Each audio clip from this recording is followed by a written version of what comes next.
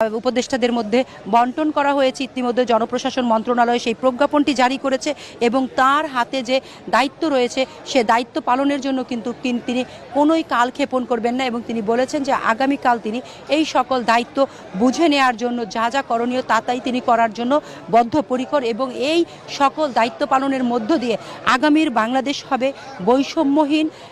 এবং একটি মেধাবী বাংলাদেশের যে স্বপ্ন মানুষ দেখেছে সেই স্বপ্নের পথেই কিন্তু হাঁটছে বলে আমাদেরকে তিনি জানিয়েছেন এবং তার সাথে যে উপদেষ্টারা আছে তাদের সবাইকেই কিন্তু ইতোমধ্যে দায়িত্ব বন্টন করা হয়েছে। আমরা জানতে পেরেছি যে তার মধ্যে যিনি